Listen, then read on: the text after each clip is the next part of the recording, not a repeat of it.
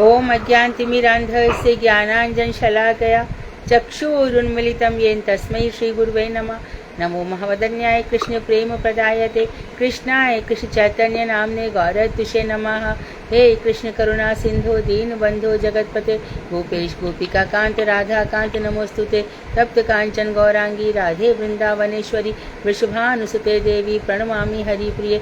तवैवास्मि ना जीवामि त्वया बिना इति विज्ञाय राधे त्वं नय मां चरणान्तिकं। गुरुवे गौरचंद्राय राधिकायै तदालये कृष्णाय कृष्ण भक्ताय तद्भक्ताय नमो नमः। वांशाकल्पतरुभ्यश्च कृपा सिन्धुभ्येव च पतितानां पावनेभ्यो वैष्णवेभ्यो नमो नमः। श्री कृष्ण चैतन्य प्रभु नित्यानंद श्री अद्वैत गदाधर श्रीवासादि श्री गौर भक्त वृंद। हरे कृष्ण कृष्ण कृष्ण हरे हरे, हरे राम राम राम हरे हरे। मैं सर्वप्रथम मध्य गुरुपाद में पद्म परमाराध्यतम नित्य प्रविष्ट ओम विष्णुपाद अष्टोत्तर श्रीमद भक्ति वेदांत श्री नारायण गोस्वामी महाराज मध्य शिक्षा गुरुपाद में अष्टोत्तर श्रीमद भक्ति वेदांत श्री वामन गोसाई महाराज के अभय चरणार बिंद में अनंत कोटि दंडवत प्रणाम ज्ञापन करने की हेतु कृपा की वांछा करती हूँ। मैं ग्रंथ मणि श्री भागवतर्क मरीचि माला तदि रचयिता ओम विष्णुपाद सत्येंद्र भक्ति विनोद ठाकुर के चरणार बिंद में अनंत कोटि दंडवत प्रणाम कर उनकी अति कृपा की भिक्षा करती हूँ। मैं सभी वैष्णवियों के चरणों में यथायोग्य बंदन अभिवंदन दंडवत प्रणाम करती हूँ। तो हमारा ये टॉपिक चल रहा है संबंध तत्व, और संबंध तत्व में भगवान ने स्पष्ट कर धन्यवाद। बिंदु दीदी आप ना अपना माइक बंद कर लो, ये बोलने के लिए मैंने बोला ठीक। हाँ, तो इसमें जो हमारा संबंध तत्व चल रहा है, तो सब कुछ चार चीज़ें स्पष्ट हो गई कि भगवान ने क्या कर रखा है। स्वयं वे, जीव, जगत और माया, ये चारों के बीच में सब कुछ चल रहा है। भगवान की स्वरूपा शक्ति है, भगवान की अंतरंगा शक्ति है, ये सब भगवान की शक्तियाँ हैं। और हमको स्पष्ट कर दिया कि ब्रह्म कभी भी जगत में परिवर्तित नहीं होता, ब्रह्म की शक्तियों से जीव निकला करते हैं। लेकिन ये जो हमारा मन है ना, इन बातों को मानने में बड़ी देर लगा देता है। कई जन्म तो बीत गए, अनादिकाल से जी रहे मर रहे, ये मन है ना, ये तैयार नहीं होता। सबसे मन चिंतन करता ही रहता है, सोचता ही रहेगा, करेगा कुछ नहीं। अच्छा, कभी तो मन इंद्रियों के साथ चिंतन करता है, मेरी आंखों को ये मिल जाए, मेरे कानों को ये मिल जाए, और कभी मन बिना किसी इंद्रियों के अकेले ही चिंतन करता रहता है, विचारों में डूबा रहता है। देखो, एक छोटा सा एग्जाम्पल ले लो। अभी 10th स्टैंडर्ड है ना, बच्चों के एग्जाम हुए, रिजल्ट आएगा। अच्छा, रिजल्ट में पेरेंट्स कहेंगे देखो तुम्हारा नाम अखबारों में आना चाहिए, मीडिया वाले आने चाहिए, ऐसे बच्चों को मोटिवेट करते हैं, बराबर। ये मन कर रहा है, ये सब मन कर रहा है। अच्छा, ठीक है, हो भी गया। एक मन बेचारा नए मार्क्स आ पाए, सोचता ही जा रहा है, अरे ऐसे जी के क्या फ़ायदा, ये कोई मार्क्स है मेरे, ऐसे मार्क्स में तो मर ही जाऊँ। और हर साल 1-2 बच्चे सुसाइड कर लेते हैं। ये मन है ना। यदि हम इस मन को समझ लेना, औरों की तो बात छोड़ दो, विश्वामित्र का मन कंट्रोल में नहीं रहा। मेनका अप्सरा आ गई और शकुंतला का जन्म हुआ। और भी छोड़ दो, सौभरी ऋषि पूरा मस्तक डुबा करके यमुना में तपस्या करते थे, बड़ी भारी तपस्या, इतनी अधिक तपस्या।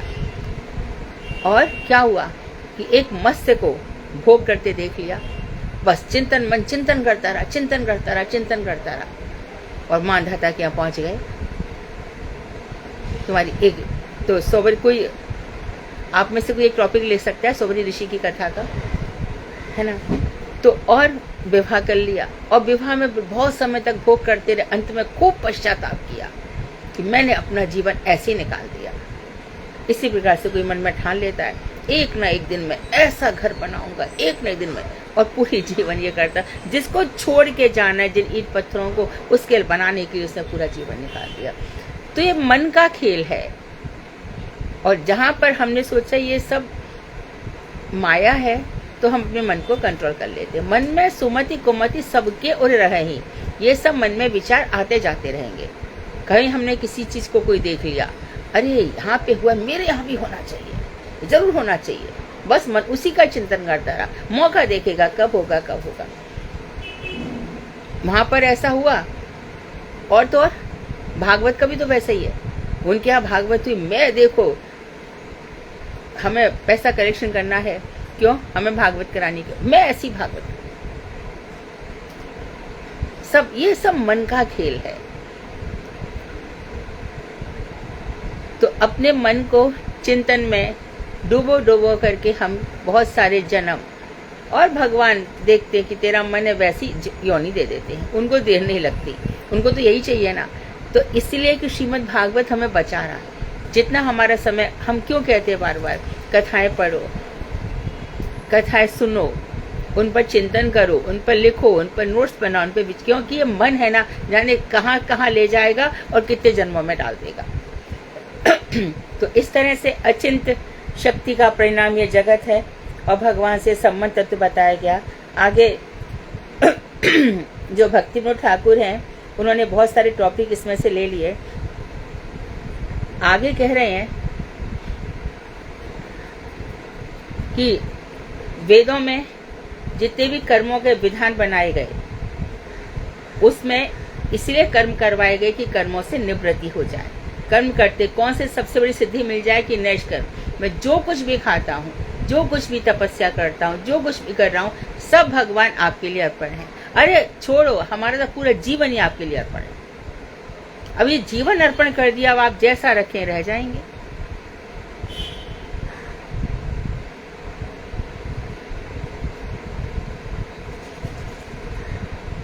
अभी आजकल एक बहुत बड़ा टॉपिक चल रहा है ना, स्त्रियों को रजस्वला धर्म में क्या करना चाहिए। ठीक है, सबका मन अपना अपना चिंतन कर रहा है, सब ने मन से भाग रहे हैं, जो जिसको जैसा दिख रहा है ना। भागवत में उसको बैठने का अधिकार नहीं, अनुष्ठानिक नहीं है, ये नहीं है, वो नहीं है। ये ठीक है, कोई बात नहीं है। स्त्री ने इंद्र की पाप का 1/4 हिस्सा स्त्री ने अपनी इच्छा से ले लिया, चलो ले लिया, कोई बात नहीं है, ठीक है। वो 4-5 दिन छोड़ करके वो भागवत कर सकती है। ये कहाँ मना किया कि नहीं कर सकती। भागवत में जहाँ अधिकार की बात कही गई है, वहां पर कहा गया निर्मत्सराणाम, जिनके अंदर ईर्ष्या नहीं है, मत्सर नहीं है, वो लोग भागवत कर सकते हैं। और दूसरी चीज, भागवत में निष्ठ होना चाहिए, भागवत में प्रवेश होना चाहिए। अच्छा, अब साधारण रूप में हमें बचना चाहिए। हमें सोचना चाहिए कि देखो मंदिर इत्यादि हम जा रहे हैं, कोई हमसे छू जाएगा, मानो उसने पुजारी को छू लिया, पुजारी से सीधे भगवान छू जाएंगे, तो दोष तो हमारे हुआ ना। तो हमें बचना चाहिए, हमें ऐसे दिनों में बचना चाहिए, नहीं जाना चाहिए। तो पहले भी बहुत डिस्कस हुआ था कल्याण पत्रिका में, तब भी आया था कि भैया इन दिनों में खूब हरिनाम करो, खूब माला करो, मत जाओ ना बाहर, क्या फर्क पड़ता है। तो ये टॉपिक में हमारा सार ये है कि भागवत में अधिकार उसका है जो देहगत धर्म से ऊपर है, जिसको शरीर के शोक मोह इत्यादि परेशान नहीं करते। काम क्रोध तो है ही, जो इन चीजों में आसक्त, जो प्रतिष्ठा नहीं चाहता, जो धन नहीं चाहता, वो सब भागवत के अधिकारी है। तो हमें बचना चाहिए और ये धर्म की जो मासिक धर्म है, संभल के रहना चाहिए। कभी भी ऐसा ना हो कि अपराध हो जाए। अब 8वें योगीश्वर चमस राजा निमि से कह रहे हैं, वहां पर प्रश्न हुए तो कह रहे हैं, विप्रो राजन्य वैश्यो वा। गुप्ता दीदी आप अपना माइक बंद करो। हरे प्राप्तः पदान्तिकं श्रौतेन जन्मनाथापि मयन्त्याम्नाय वादिनाः मुह्यन्ति आम्नाय वादिनाः। हे राजन, ब्राह्मण, क्षत्रिय और वैश्य उपनयन और वेदाध्ययन आदि द्वारा, उपनयन यानी कि जब पढ़ाई करने जाते हैं तो उपनयन संस्कार होता है, इसके बाद ही गुरु के घर में जाया जा सकता है। जैसे कि भगवान श्री कृष्ण मथुरा गए, उनका उपनयन संस्कार हुआ और उसके बाद वो सांदीपनि मुनि के यहाँ पढ़ने चले गए। तो इसके बाद क्या होता है, ब्राह्मण, श्रवण, क्षत्रिय और वैश्य तीनों ले लिए। उपनयन और कौन सा संस्कार है, वेदाध्ययन आदि के द्वारा श्रौत जन्म। श्रौत जन्म किसको कहते हैं, मंत्र जिसको हासिल हो गए, मंत्र जिसको प्राप्त हो गए, वो श्रौत जन्म है। अब देखो और एक चीज है, पूरा की पूरा गौड़ीय संप्रदाय स्त्री है अथवा पुरुष है। गोपालता अपनी उपनिषद का मंत्र, गोपाल मंत्र जप रहा है कि नहीं जप रहा है? स्त्रियों को अधिकार दिया कि नहीं दिया? तो ये हमारा धर्म है, ये श्रौत धर्म है। श्रुतियों से अवरोहवाद नीचे की तरफ चला रहा है। तो हम उपनयन संस्कार के द्वारा, वेदाध्ययन के द्वारा श्रौत जन्म, तो एक जन्म होता है शौक्र। शौक्र किसको कहते हैं, माता के रज और पिता के वीर से जो जन्म हुआ है वो शौक्र जन्म है, उसका कोई मोल नहीं है। उस शौक्र जन्म से कोई ब्राह्मण हो सकता है, कोई वैश्य हो सकता है, कोई शूद्र हो सकता है। लेकिन दूसरा जन्म जब होता है, दक्ष जन्म होता है, जब गुरुदेव से दीक्षा दी जाती है। और एक श्रौत, हम वेद इत्यादि सुनते हैं, वेद अध्ययन करते हैं, तब उसको श्रौत जन्म कहते हैं। एक सावित्र जन्म भी होता है जहाँ पर गायत्री इत्यादि मंत्र प्राप्त हो जाते हैं। तो श्रौत जन्म प्राप्त कर हरि भजन का अधिकार प्राप्त करते हैं।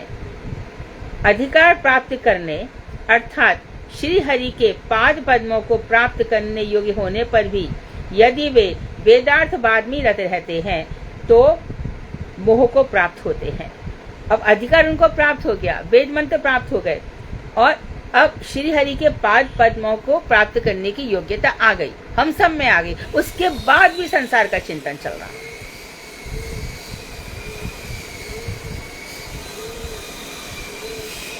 उपदेशामृत में रूप गोस्वामी कह रहे हटा दो इन सबको।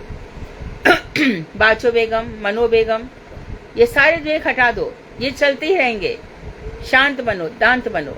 परंतु फिर भी मन, इतनी योग्यता आ गई है आज हमारे अंदर कि हम गोपाल, जो देवताओं को प्राप्त नहीं है, उन मंत्रों का हम जाप कर रहे हैं। श्री गौर सुंदर का जाप कर रहे हैं, श्याम सुंदर का जाप कर रहे हैं, किशोरी जी का जाप कर रहे हैं। और जाप करते करते कहाँ पे मन अटक रहा है, हमारा ये हो जाए, हमारा वो हो जाए, ये सब मेरा बेटा मेरा बेटा, ये निकलता ही नहीं है। अधिकार प्राप्त करने अर्थात श्री हरि के पाद पद्मों को प्राप्त करने योग्य होने पर भी यदि भजन तो किया नहीं और किसमें लगे रहे, वेदार्थवाद में ही। अरे वेदों में ऐसा कहा गया है, भाई देखो वेदों में कहा गया है सूर्य को प्रणाम करो, वेदों में चंद्रमा की महिमा बताई गई है, वेदों में धरती की भी खूब महिमा बताई, 33 करोड़ देवताओं की बात वेदों में आती है। कस्मी देवा हविषा विधे, इतने सारे देवता, इसको बहुत से लोग सूर्य को, भविष्य पुराण आप उठा कर देखेंगे तो उसमें सूर्य की उपासना की बात बहुत है। लेकिन और उपनिषद कहते हैं तस्य भाषा सर्वमिदं विभाति, ये सूर्य की भाषा से, सूर्य की चमक से सब चमक रहे हैं। कुतो में अग्नि, कुतो विद्युत, ये बिजली जो आकाश में तड़ित है, चमकती है, नीचे अग्नि जो चमक रही है, ये सूर्य, चंद्रमा, उड़ूगण, ये तारे, ये कहाँ से चमक रहे हैं? सब उनकी चमक से चमक रहे हैं।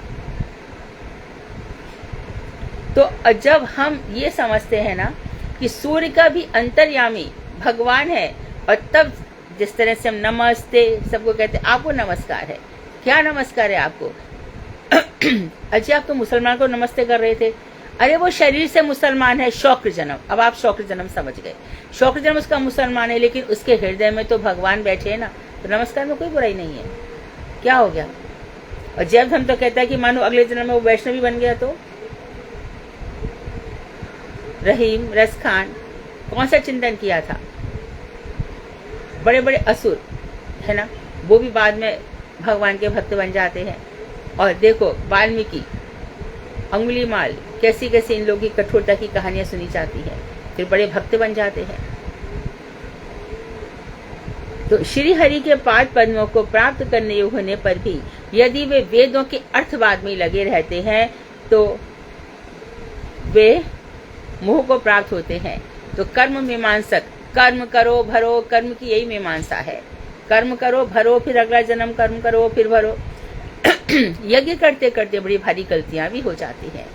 जब इंद्र यज्ञ करवा रहे थे तब ब्राह्मण लोगों के मुख से उच्चारण गलत हो गया और उसमें ले गया इंद्र से शत्रु वृद्धि, इंद्र के शत्रु की वृद्धि हो, और होना चाहिए था ह्रास, लेकिन उच्चारण में गलतियां हो गई, दीर्घ उच्चारण हो गया।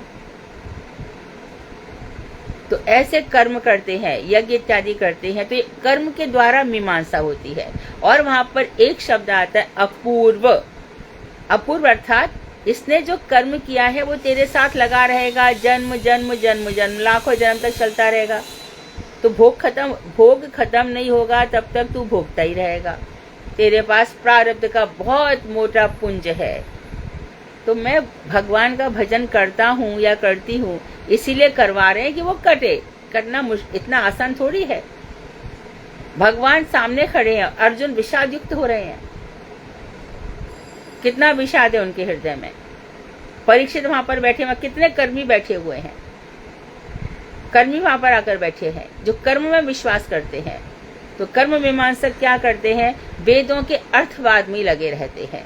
वेदों का ये अर्थ है, वो अर्थ है, यहाँ पे ये यज्ञ करना चाहिए, वो यज्ञ करना चाहिए।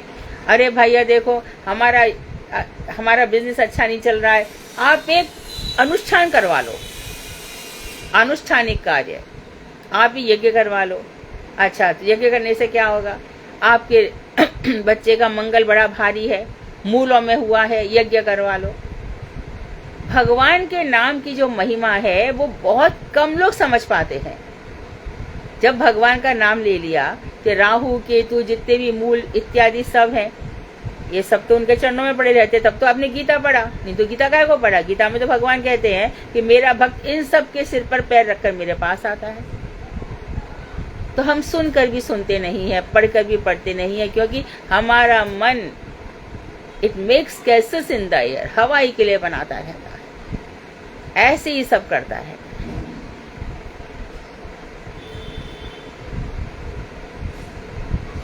आगे बता रहे हैं, लोके व्यवसाय मिषमद्य सेवा नित्या ही जंतो नहि तत्र चोदना व्यवसितस्तेषु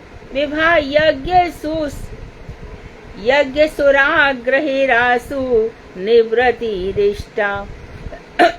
वेदों के अर्थवाद में निरत होकर लगे रहकर वे लोग ऐसा सिद्धांत स्थापित करते हैं कि स्त्री संग, आमिष मांस खाना, आमिष भोजन एवं मद्यपान करने के लिए वेदों की प्रेरणा है। कर्मों में लगे रहते हैं। देखो भाई, वेदों में कहा गया है कि स्त्री के संग बैठकर यज्ञ करो, इसलिए विवाह तो करना ही पड़ेगा। वेदों में कहा गया कि बलि चढ़ाओ, वेदों में बलि का वर्णन है, इसलिए आमिष खाने की छूट है, मांस खाने की छूट है।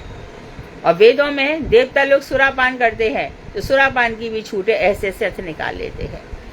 कभी भी वेद चारों प्रकार के संन्यास धर्म का भी प्रतिपादन करता है। और श्रीमद् भागवत अभी तो आपके पास है, आप लोग जब जाएंगे तब देखेंगे कि भगवान भीष्म पिता में जब युधिष्ठिर इत्यादि पांडव लोग जाते हैं तो भीष्म पिता में उनको मोक्ष धर्म के विषय में बताते हैं, संन्यास धर्म के विषय में बताते हैं, गृहस्थ धर्म के विषय में बताते हैं, सभी धर्मों के विषय में वेदों में सभी प्रकार का वर्णन है। परंतु ये लोग अपने मन की इच्छा के अनुसार अर्थ निकाल लेते हैं। इनका मन जैसा चाहता है बात वही होगी, पर अर्थ अपने हिसाब से, इनका मन जो चाहेगा वो अर्थ निकालेंगे। तो स्त्री संग, आमिष, मांस भोजन एवं मद्यपान करने के लिए ये वेदों की प्रेरणा को मान लेते हैं। अर्थात इन सभी क्रियाओं को करने की प्रेरणा देने के लिए, यहाँ पे देखो नोट करो, अगली दफे भागवत छपेगा ना तो प्रेरणा की स्पेलिंग रॉन्ग प्रिंट हुई है। प्रेरणा देने के लिए ही वेदों में इस प्रकार के यज्ञों की व्यवस्था दी गई है।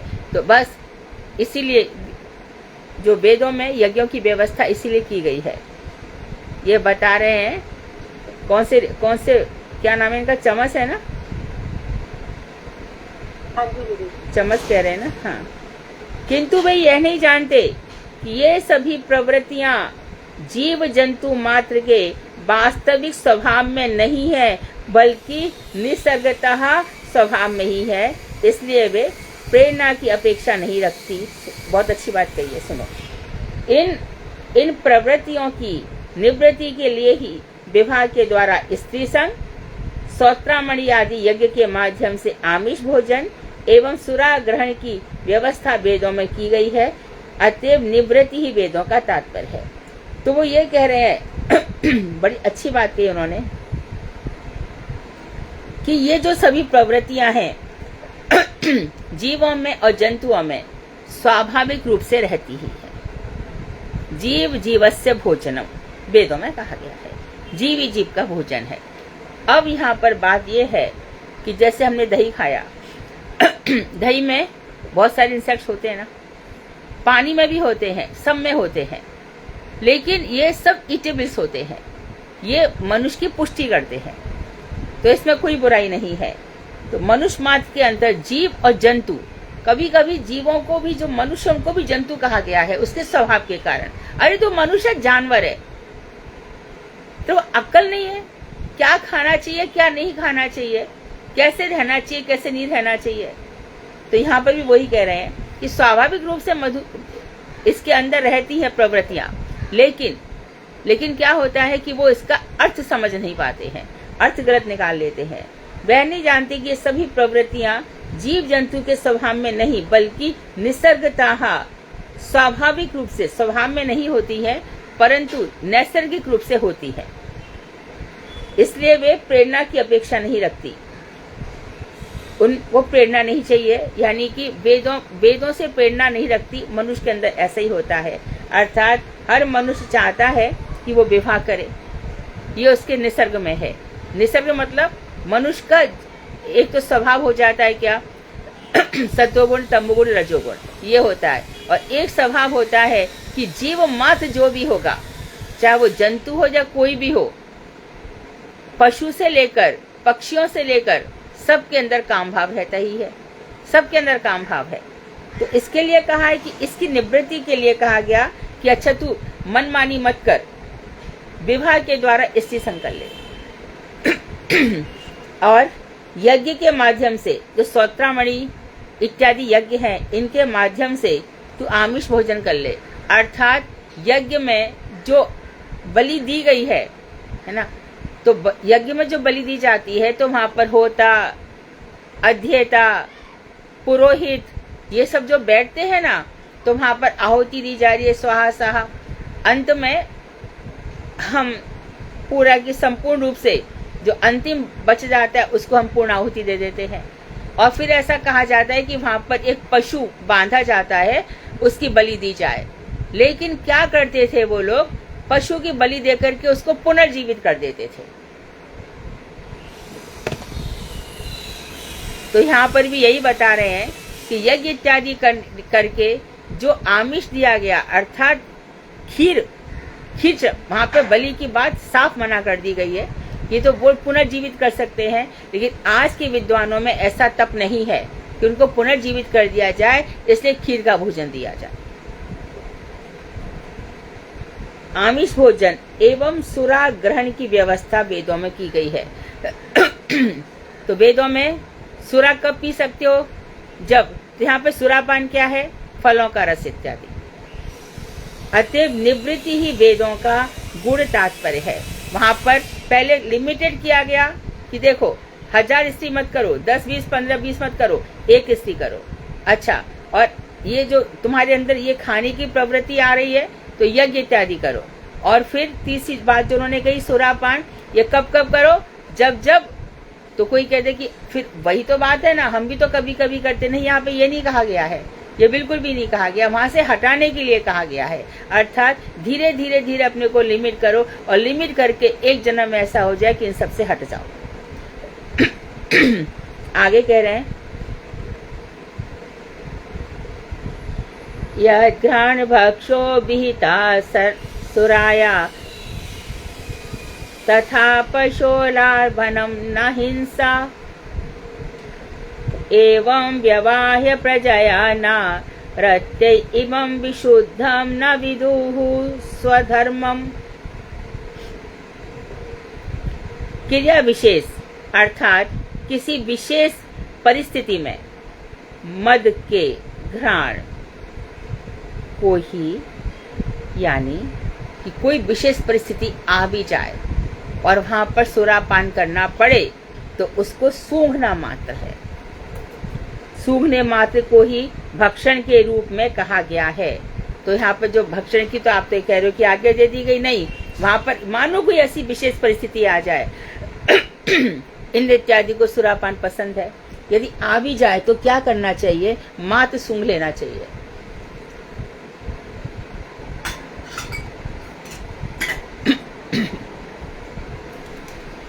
और पशुओं का जो आलम्बन है बलि, देवता के उद्देश्य से पशु के किंचित अंग का यज्ञ में छेदन ही विधान है। अर्थात यहाँ पर स्पष्ट किया है, पशु का किसी अंग को एकमात्र चुभो देते हैं, इतना ही विधान है। पशु को मारने की प्रवृत्ति नहीं है, पशु बद नहीं। इसी प्रकार स्त्री संघ भी केवल संतान उत्पत्ति के लिए विहित है। स्त्री का संघ का मतलब ये नहीं है कि उसको भोग्य समझा जाए, बिल्कुल नहीं। और जब विवाह होता है तब पिता अपनी पुत्री का हाथ, हमारे यहाँ क्या, विदेशों में तो देखो ना, जब विदेशों में विवाह रचा जाता है तो बाप बेटी को लेकर के जाता है ना, और बेटी का हाथ दे देता है पति के हाथ में। क्यों देता है? कि स्त्री जो है वो सृष्टि की सबसे खूबसूरत रचना है। बड़े बड़े महात्मा, बड़े बड़े दिग्गज, बड़े बड़े वीर स्त्री जाति से ही आए। इसलिए स्त्री बहुत इंपॉर्टेंट पार्ट है सोसाइटी का। यत्र नार्यस्तु पूज्यन्ते रमन्ते तत्र देवता, यत्र ये ना पूज्यन्ते तत्र विफला। सब क्रिया, जहाँ नारियों की पूजा होती है वहाँ देवता रमण करते हैं, और जहाँ इनका अनादर होता है वहाँ सारे कार्य विफल हो जाते हैं। तो स्त्री को जो भोग्या समझता है वो सबसे बड़ा पापी है। तो स्त्री क्या है? तो विवाह के लिए, संतान उत्पत्ति के लिए, मात्र संतान उत्पत्ति के लिए मैं अपनी बेटी का हाथ तुम्हारे हाथ में देता हूँ, ये क्लियर है। तो संतान उत्पत्ति के लिए विहित है, रति क्रीड़ा के लिए नहीं। यह विशुद्ध वेदमती स्वधर्म है। तो इस तरह से उन्होंने वेदों को, जो यज्ञ इत्यादि, मांस खाना इत्यादि सबको क्लियर कर दिया, और यह विशुद्ध मत है। परंतु वेदार्थवादी गण इस निगूढ़ सिद्धांत को मानते ही नहीं है, जानते ही नहीं है। आगे कह रहे हैं, ये त्वनेवं विद्वान् सन्तः स्तब्धः सदाभिमानिनः पशून् दयन्ति वृषभा प्रेत्य खादन्ति ते च तान्।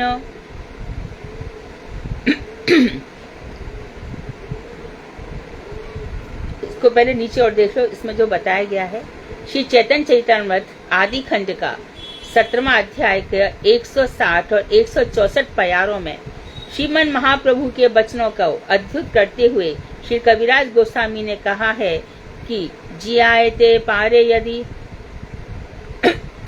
तवे मारे प्राणी वेद पुराणे आचेहन आशावाणी। अर्थात वेद और पुराण केवल ऐसे व्यक्ति को ही पशुओं का वध करने की आज्ञा देते हैं जो प्राणियों को मारने के उपरांत उन्हें जीवित कर सकता है। ये चैतन्य चैतन्य में लिखा है, महाप्रभु ने कहा है।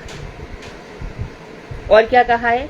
ऐसी आज्ञा भी केवल वृद्ध पशुओं के संबंध में है, सभी के उद्देश्य से नहीं। प्राचीन काल में मुनि लोग वृद्ध पशुओं को मारकर वेद मंत्रों के द्वारा उन्हें युवा आकार में पुनर्जीवित कर देते थे, उनको जवान बना देते थे। ऐसा बद नहीं है, बल्कि जो वृद्ध गैयाओं को उपकार मात्र है। अर्थात उनके ऊपर कलयुग में जब तक गाय दूध देती है उसके बाद गाय को छोड़ देते हैं। जब गाय दूध देना बंद कर दे दिया तो गाय इधर उधर भटकती है। आश्रमों में तो खैर ऐसे नहीं करते जहाँ पाला जा रहा है, लेकिन जैसे कि बहुत से वृंदावन, बरसाना, गोकुल इत्यादि में घरों में गाय दी जाती है। जब तक उनको दूध मिलता है रखते, फिर बाद में गाय को छोड़ देते हैं। तो ये गलत है। वो लोग क्या करते थे कि ऐसे वध करके उसको पुनर्जीवित कर देते थे। ऐसा वध नहीं है, बल्कि वृद्ध गैयाओं का उपकार है। किंतु कलयुग के ब्राह्मणों में यहाँ ब्राह्मण के स्पेलिंग फिर से होंगे। ब्राह्मणों में वैसी शक्ति नहीं होने के कारण उन्हें प्राणी हिंसा का कोई अधिकार नहीं है। तो ब्राह्मणों में ऐसी शक्ति नहीं है, इसलिए प्राणी हिंसा नहीं करनी चाहिए, ये बताया गया। और जो हमने श्लोक बोला उसका अर्थ ये है कि जो व्यक्ति वेदों के तात्पर्य को नहीं जानते, वे असत, वास्तव में धर्म के तत्व को नहीं जानने वाले, स्तब्ध, अविनीत, उनके अंदर विनम्रता नहीं है और सदाभिमानी और साधु होने का अभिमान करने वाले हैं, और यही अपने आप को बड़े साधु समझते और ऐसे कर्म करते हैं। जो लोग निर्भीक होकर पशुओं का वध करते हैं और इन लोगों के मरने के बाद वही पशु इनको खाते हैं, ये राजा निमि को चम्मच ऋषि ने बताया। मी ईट, तूने मुझे मारा, मैं पहले ऊपर जा रहा हूँ, अब तू आजा। फिर वहां पर वही जो पशु जिसको मारा गया है उसको बड़े बड़े नाखूनों से, बड़े बड़े दांतों से उसको चिड़ चिड़ के खाता है मनुष्य। ये चम्मच ऋषि बता रहे हैं कि वो हमसे पहले पहुंच जाते हैं। तूने मुझे खाया, मैं देख तेरे को खा के बताता हूँ कैसा होता है। द्विषन्तः परकायेषु स्वात्मानं हरिमीश्वरं मृतके सानुबन्धेस्मिन् बद्ध स्नेहा पतन्त्यधाः। और देखो, आत्मा स्वरूप ईश्वर श्री हरि हमारे एवं अन्य सभी प्राणियों के शरीर में अवस्थान कर रहे हैं। तो तुम किसको मार रहे हो? सबके हृदय में तो भगवान रह रहे हैं, फिर कौन किसको मारेगा? और ना हन्यति हन्यमाने शरीरे, गीता में कहा गया है, कहाँ पे डिस्टर्बेंस है? ना हन्यति हन्यमाने शरीरे। प्रवेश जी माइक ऑफ करिए प्लीज अपना। प्रवेश जी, हरे कृष्णा, अपना माइक ऑफ करिए प्रवेश जी, सुन नहीं रहे हैं। रमेश भाई अपना, हाँ ठीक है। देखिए आप लोग समझिए थोड़ा ना, डिस्टरबेंस हो जाता है, माइंड एकाग्र करके बोलना पड़ता है ना। तो क्या हो रहा है कि वहां पर जो भगवान श्री हरि हैं वो भगवान सबके आत्मा में बस रहे हैं।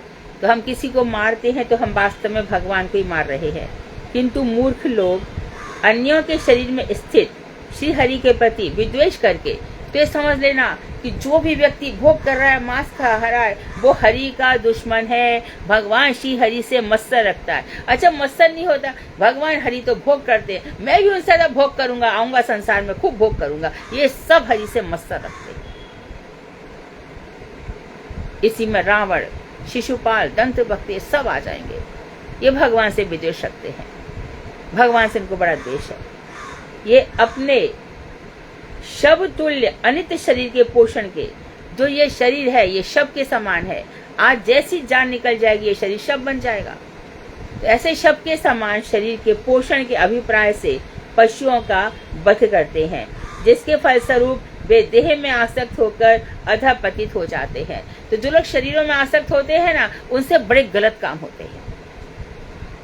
देह गेह में आसक्त, अभी बीच में हमने अध्याय पढ़ाया था, हम चाहेंगे कि वो अध्याय बार बार पढ़ा जाए। जिसकी शरीर में घर में आसक्ति है उसका बड़ा अधपतन हो जाता है। मैं क्या करूं, बच्चे मानते नहीं, से बना करके देती हूँ, उठा के दे 2-4, बिल्कुल मत बनाना। ये नहीं मानते, इनको बना के देना पड़ता है।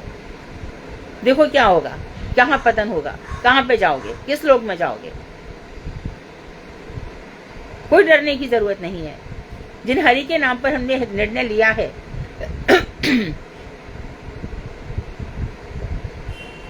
हम तो मथुरा के थे ना, वहां तो कोई प्याज लहसुन खाता नहीं है। हम यहाँ पर आ गए तो कुछ लोग खाने भी खाते थे। मानो सब्जी ऐसी बन जाए तो हमने क्या किया, दही से रोटी खा ली। चलो, आज उसी परिवार में कोई प्याज लहसुन छूता भी नहीं है। अच्छी चीज आने में टाइम लग सकता है, पर आती जरूर है। हमेशा झूठ पर सत्य की जय होती है, हमेशा बुराई पर अच्छाई की जय होती है। दशहरा इसी बात का तो प्रतीक है। इसलिए डरो मत, घबराओ मत, मत बना करके दो। क्या करेगा, 2 दिन 4 दिन पक्के हो जाओ एकदम। देखो तुम खुद भी बच गए और उन सबको भी बचा लिया। श्रीमद् भागवत में भगवान श्री कृष्ण उद्धव से कहते हैं, शब्द ब्रह्मणि निष्णातो नानिष्णायात् परे यदि समस्तस्य समाफलो हेधूनामिव रक्षताः।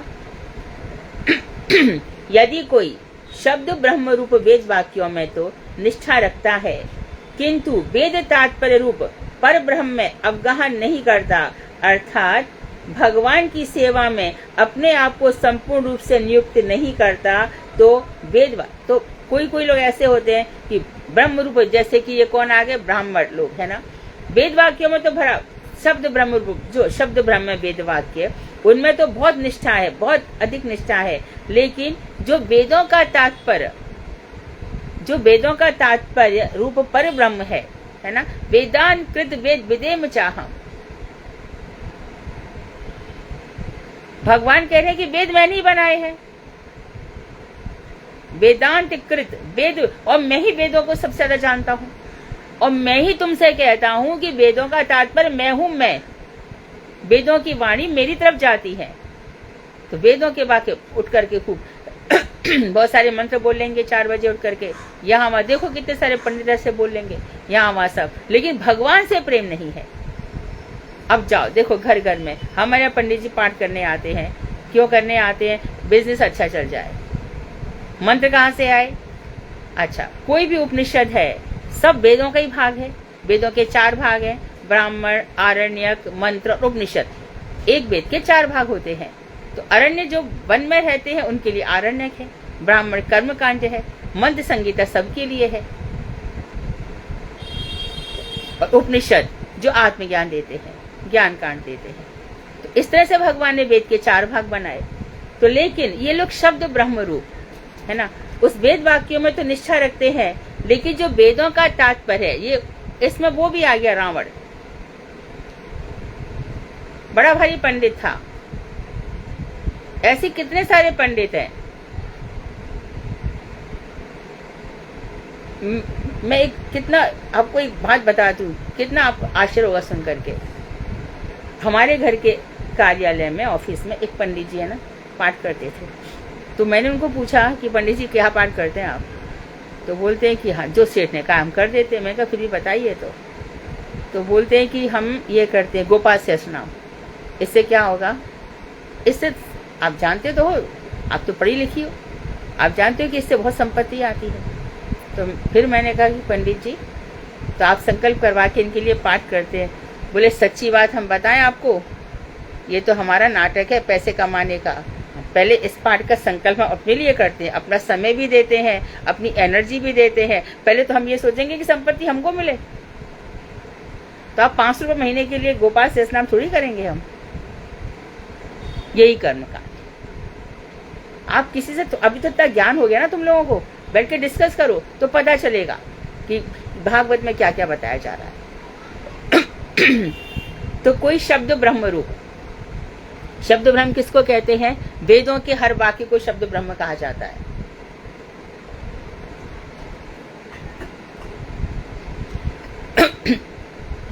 इसी प्रकार श्रीमद् भागवत, इसके जितने भी ये सब जो हम पढ़ रहे हैं ना श्लोक इत्यादि, ये शब्द ब्रह्म है। सुखदेव गोस्वामी समाधि भाषा में चले जाते थे। अच्छा, सूत जी और शौनक आदि ऋषि के बीच में जो वार्तालाप हो रहा है और एक वार्तालाप हो रहा है मैत्र विदुर जी में, वही सब बात है। और एक हो रही है सुखदेव परीक्षित में। और सुखदेव जी को अचानक समाधि लग जाती थी, और उनका जो वर्णन होता था वो बहुत ही गहन होता था। कहीं कहीं उनको अष्टभुजा दर्शन भी हुए भगवान श्री कृष्ण के, और वो वर्णन करने में डूब जाते थे। भागवत में कई स्थानों पर भगवान श्री कृष्ण के सौंदर्य का वर्णन है। वो बोलने लग जाते थे, देखो पीताम्बर पहन रहे हैं, बंशी बजा रहे हैं, देखो उनके मुख पर अलकावल्यन रख रही है, कानों में उन्होंने कुंडल पहन रखे हैं, गले में उनके कंठार है, बाजूबंद है, केयूर पहने हुए हैं, वक्षस्थल देखो कितना सुशोभित है, उसमें कौस्तुभ मणि चमक रही है। इसमें श्रीवत्स रेखा है, लक्ष्मी उनकी अंकशायिनी है, वो मंद मंद मुस्कुरा रहे हैं। देखो उनकी आंखों रत्नारी हैं, उनकी आंखों से कितनी कृपा बरस रही है। ऐसे करके वो समाधि भाषा में पहुंच जाते थे। तो ये कोई शब्द ब्रह्म रूप वेद वाक्यों में ही निष्ठा रखता है, लेकिन वेदों का तात्पर्य जो पर ब्रह्म भगवान है उसमें डूबता नहीं है, उसमें अवगाहन नहीं करता। अर्थात भगवान की सेवा में अपने आप को संपूर्ण रूप से नियुक्त नहीं करता। भजन सेवा है। अब भजन कर रहे हैं, क्या भजन कर रहे हैं? पता चला कि मामा जी को, नाना जी को, ताऊ जी को, ताई जी को कुछ हो गया है, वहां पर सब आ गए होंगे, मेरी बहन आ गई होगी, भाई पहुंच गया होगा, भाई पहुंच गया होगा, आज जल्दी जल्दी। नहीं, शांत रहो, शांत। आज उनका नंबर है, कल तुम्हारा नंबर है। यही भगवान के लिए अपने को नियुक्त कर देना है। भगवान ने ये मैंने मर्त्यलोक बनाया है, या शोक है, या मोह है, या आसक्ति है, या यही सब भरा पड़ा है। एक दूसरे को छील दे रहे हैं, काट दे रहे हैं। कोई आगे तो बढ़ के दिखाए कैसे उसका लेग पुल करते हैं। अच्छा, इसने ऐसा बोला, अब देखो मैं इसको कैसे नीचा देखूं। यही सब चिंतन मनन है। इस संसार का जीवन मरण में आसक्त मत होना। तो यहाँ अवगाह नहीं करता, अर्थात भगवान की सेवा में अपने आप को संपूर्ण रूप से नियुक्त नहीं करता है। तो वेद वाक्यों में उसका परिश्रम अर्थात वेदाध्ययन वशहीन गाय की रक्षा करने वाले व्यक्ति की भांति केवल श्रम फल को ही उत्पन्न करता है। तो जैसे कि बछड़ा नहीं है जिस गैया के, और उस गाय की रक्षा व्यक्ति कर रहा है, अर्थात कोई लाभ नहीं है, उसी प्रकार से जो वेद वाक्यों की तो रक्षा कर रहा है, परंतु भगवान से रहित वेद वाक्यों की रक्षा कर रहा है, तो वो श्रम है और कुछ नहीं है, मात्र परिश्रम है। आगे कह रहे हैं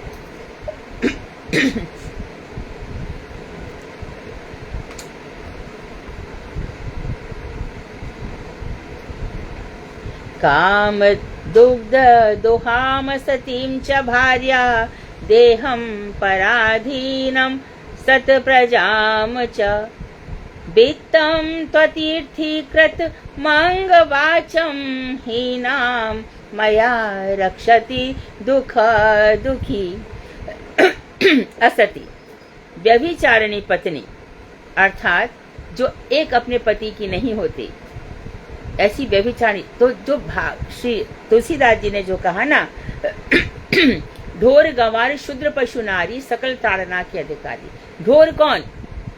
ये तो पुरुषों के लिए कहा गया है ना, परंतु कौन से पुरुष? जो ढोर है, अर्थात भगवान का भजन नहीं करते। गंवार, शूद्र, शूद्र मतलब ये नहीं भंगी चमार नहीं, बल्कि कौन है? जो शोक में रहते हैं। शास्त्रों में शूद्र किसको कहा गया है? जो हमेशा रोता रहता है, वही शूद्र है। आप कोई भी उपनिषद निकालो, सब में लिखा हुआ है। और पशु भी, तो जो पशु प्रेम से रह जाता है, पशुपालन का अधिकार नहीं है। सभी में कहा गया कि जो कुत्तों को पालते वो नरक में जाएंगे। कुत्तों का स्पर्श भी नरक में ले जाता है। और नारी, कौन सी नारी? व्यभिचारिणी, जो अपने पति को छोड़ करके औरों से प्रेम करती है। असती, इसको कहते सती नहीं, बल्कि एक ऐसी असती पत्नी। और पराधीन देह, और ये शरीर कैसा है? पराधीन। और असत दुष्ट पुत्र, सत पात्र के प्राप्त होने पर भी दान ना किया गया धन, जिस प्रकार इस जगत में निंदा तथा परलोक में दुख का कारण होता है।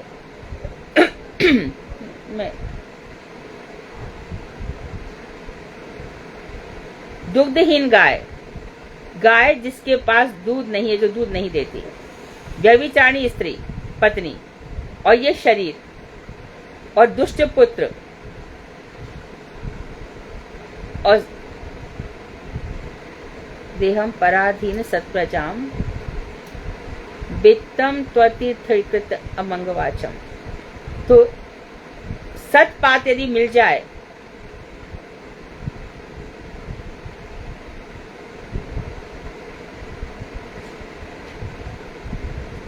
दान ना किया गया धन, जिस प्रकार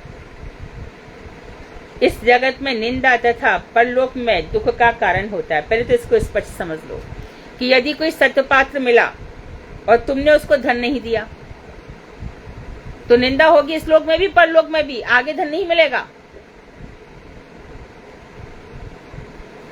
जो साधु वैष्णव आपके आवागमन को रोक रहे हैं, आपके जीवन को कहां से कहां पहुंचा रहे हैं, भूरिदा जना, यदि आपने उनको दान नहीं दिया सत्पात्र पाकर, उसी प्रकार जो व्यक्ति मुझे परित्याग करके वेदाध्ययन करने का प्रयास करता है वह बहुत दुखी होता है।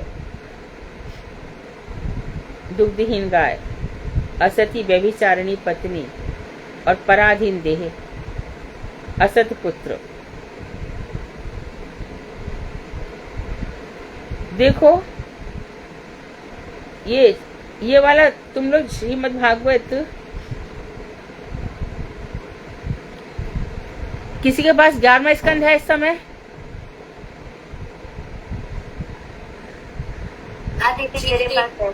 हाँ, 11वें स्कंद का 11वां अध्याय खोलो।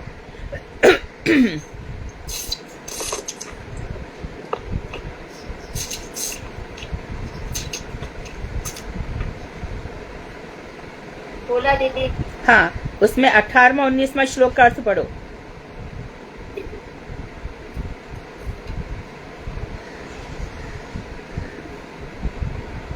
एक मिनट, अर्थ पढ़ू ना खाली दीदी? हाँ, ये वाला पढ़ो, दूसरा वाला, गाम दुग्ध दोहा मसतीम वाला। हे उद्धव, दूध न देने वाली गाय, व्यभिचारिणी स्त्री, पराधीन शरीर, अधम पुत्र, सत्पात्र के प्राप्त होने पर भी दान न किया हुआ धन एवं मेरी लीलादि के वर्णन से रहित शास्त्र वाणियों की रक्षा करने वाला उत्तरोत्तर दुख पर दुखी भोगता रहता है।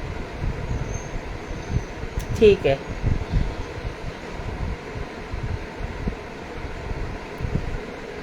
तो देखते हैं इसमें, है ना, थोड़ा सा चल आगे देखो। श्रीमद् भागवत में भगवान श्री कृष्ण उद्धव से कहते हैं, 11वां स्कंध क्या कही जाती है? उद्धव गीता। वो अर्जुन गीता है, ये उद्धव गीता है। तो उसके 21वें अध्याय में भगवान क्या कह रहे हैं? वेदा ब्रह्मात्म विषयाः त्रिकांड विषया इमे परोक्षवादा ऋषयाः परोक्षम मम चा प्रियम। साधारण मनुष्य के अनुसार समस्त वेद वाक्य कर्म कांड, देवता कांड और यज्ञ कांड रूप त्रिकांड विषयक हैं। साधारण मनुष्य के अनुसार समस्त वेद में 3 प्रकार के कांड हैं। उनके अनुसार साधारण मनुष्य ऐसा सोचते हैं। क्या क्या है वेदों में? भगवान कह रहे हैं, खुद भगवान कह रहे हैं कि वेदों में एक तो है कर्म कांड, दूसरा वो समझते हैं देवता कांड और तीसरा समझते यज्ञ कांड। ऐसे त्रिकांड विषयक हैं, किंतु सम्यक रूप से तात्पर्य समझने पर यह बोध हो जाता है कि समस्त वेद वाक्य ही भगवत भजन रूप ब्रह्मात्म विषयक है। अर्थात उनमें ना तो कर्म की बात है, न यज्ञ की बात है और न ही कोई प्रकार का देवता कांड है। मित्राय स्वाहा, बृहस्पते स्वाहा, सूर्याय स्वाहा, चंद्रमसे स्वाहा, ऐसे करके हम लोग बोलते हैं ना। वो कहते हैं कि ये सब क्योंकि सबके ऊपर भगवान है, तो फिर सबको प्रणाम क्यों किया गया? हम तो भगवान की जितनी भी प्रजा, सभी हमारे लिए प्रणम्य है। The whole world is my family, वसुधैव कुटुंबकम की हमारी यहाँ भावना है, ये हमें समझना चाहिए। तो वेद वाक्य में ये 3 कांड नहीं है, बल्कि ब्रह्मात्म विषयक है और उसमें भगवत भजन की बात है। वेद के समस्त मंत्र ही परोक्षवाद है, अर्थात डायरेक्ट नहीं कहा गया। उस दिन भी हमने बताया था इनडायरेक्ट कहा गया, अर्थात जिस अर्थ के रूप में वे प्रतीत होते हैं, लगते हैं, वास्तव में उनका तात्पर्य नहीं होता। परमार्थ ही वेदों का गुण तात्पर्य है, अर्थात भगवान का भजन ही वेदों का, क्योंकि देवता तो यहीं स्वर्ग तक रहते हैं, वो हमें कहाँ ले जाएंगे बताओ? इंद्राय स्वाहा, क्या करेगा इंद्र हमारे लिए? तो वास्तव में इंद्र कौन है? समस्त के इंद्र भगवान है। मंत्र प्रणेता ऋषियों ने, मंत्र को बनाने वाले ऋषियों ने अच्छा वेद, उसके बाद क्या हुआ, ऋषि, तो वेदों की संहिताएं बनाई गई बहुत सारी, याज्ञवल्क्य के संहिता, तो उसमें जैमिनी संहिता, जिसको तैत्तिरीय संहिता, बहुत सारी संहिताएं बनाई गई वेदों की। तुम लोग को जिसको थोड़ा नॉलेज हो, तो मंत्रों की रचना करने वाले ऋषियों ने परोक्ष को मेरा प्रिय जानकर परोक्ष बात का अवलंबन किया है। तो ऋषि जानते थे कि मुझे डायरेक्ट कहना नहीं अच्छा लगता, इनडायरेक्ट अच्छा लगता है, इसलिए ऋषियों ने वेद वाक्यों में परोक्ष बात ही रखा है। आगे कह रहे हैं, शब्द ब्रह्म सुदुर्बोधम प्राणेन्द्रिय मनोमयम अनंत पारम गंभीरम दुर्विगाय समुद्रवत। वेदार्थवादी गण वेदार्थ को सामान्य समझते हैं, किंतु वास्तव में शब्द ब्रह्म अर्थात वेद वचन स्वरूपतः और अर्थतः सुदुर्बोध्य उनको जानना बहुत मुश्किल है। शब्द ब्रह्म रूप वेद प्राण, इंद्रिय और मनोमय होते हुए भी समुद्र की भांति अनंत पार, सीमा रहित, गंभीर अर्थात गुण अर्थ से युक्त एवं दुर्भिगाय हैं। तो वेदार्थवादी गण वेदार्थ को सामान्य समझते हैं, लेकिन भगवान कह रहे उद्धव वेदों का अर्थ समझना बहुत मुश्किल है। और श्रीमद् भागवत क्या है, निगम कल्प तरो रिगलितम फलम। निगम, जितने भी निगम है सब वेद रूपी वृक्ष का, ये कल्प वृक्ष का पका हुआ फल है। तो श्रीमद् भागवत को समझना आसान हो गया, महाभारत बना दिया, इतिहास बना दिया। तो उसमें लेकिन गीता में जो उपदेश दिए गए, तो गीता का जो उपदेश है वो धरातल है और भागवत उस पर महल की तरह खड़ी है। तो भागवत में लगभग 100 उपाख्यान है, जो कहानियां हम पढ़ते हैं ना, ध्रुव की, सती की, इस तरह से 100 प्रसंग उसमें आते हैं। तो भागवत भी इसी तरह से 4 भागों में वर्णित है। अभी हम जो पढ़ रहे हैं पाठ, इस वाले ये वाले संबंध तत्व में, ये उपदेशात्मक है। एक उपदेशात्मक है भागवत, दूसरा इतिवृत्तात्मक है, इतिहास है। जैसे कि उस दिन हमने पढ़ा था त्रिकुट पर्वत, जहां पर गजेंद्र हाथी गजेंद्र रहता था, उस सरोवर में गया तो सरोवर की सुंदरता का खूब वर्णन किया गया। इसी प्रकार से आप वाल्मीकि रामायण खोलेंगे, जहां पर बाली इत्यादि रहते थे, पंपा सरोवर का बड़ा सुंदर वर्णन है। ये दिखाता है कि भगवान की प्रकृति कितनी सुंदर है। तो इतिवृत्त इतिहास है भागवत में, और गीतात्मक 11 गीत हैं, और स्तुत्यात्मक, और श्रीमद् भागवत में स्तुतियां बहुत है, सब भगवान की स्तुति करते हैं। कल हमने रुद्र वाली स्तुति पढ़ी, रुद्र गीत पढ़ा था। तो कैसे स्तुति करनी चाहिए, इस तरह से भागवत में वर्णन है। पर अभी आप लोग सब समझ जाओगे। अब वेदों के चक्कर में स्पष्ट कर दिया कि स्वरूपतः वेद वचन अर्थतः सुदुर्बोध्य बहुत अधिक कठिन है। शब्द ब्रह्म रूप वेद प्राण, इंद्रिय और मनोमय होते हुए भी ये क्या है, समुद्र की भांति। तो वेद हमारे प्राण है, मन है, इंद्रिय सब होते हुए भी अनंत पार, सीमा रहित है, गंभीर है और दुर्विगाय अचिंत्य है।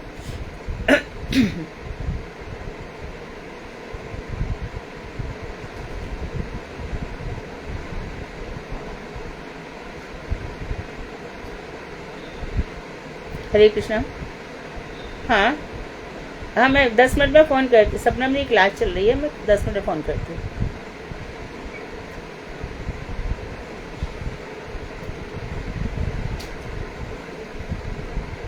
और ये बहुत ही सुंदर है, बहुत ही सुंदर श्लोक है ये, गुरुदेव अक्सर सुनाते थे। किम विधत्ते किमाचष्टे किम नोद्या विकल्पयेत् इत्यस्या हृदयं लोके नान्यो मद वेद कश्चन। समस्त वेद वाक्य जीवों के कर्तव्य के विषय में क्या कहना चाहते हैं, वेदवाणियों की तात्पर्य चेष्टाएं किस दिशा और किस हृदयगत अभिप्राय से विकल्पात्मक अर्थात संदेह युक्त वचनों का विधान करती हैं, यह सब मेरे अतिरिक्त और कोई नहीं जानता। ये भगवान ने स्पष्ट कर दिया उद्धव जी को कि वेद क्या कहना चाहते हैं, किस विषय में, कि जीवों का क्या कर्तव्य है, जीवों को क्या करना चाहिए।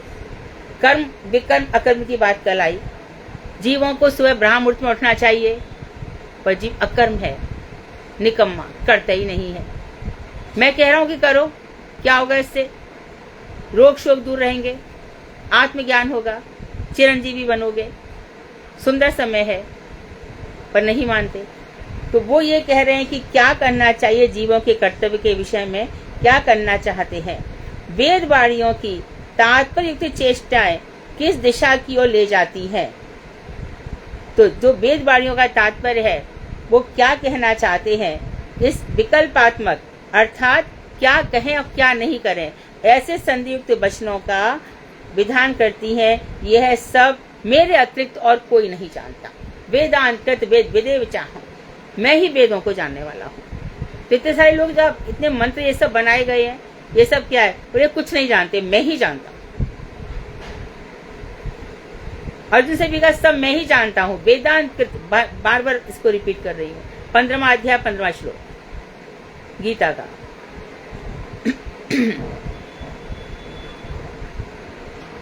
तो आगे इसको स्पष्ट करेंगे, तब कैसे भगवान मैं जानता हूँ इसको स्पष्ट करेंगे। आज विराम देंगे।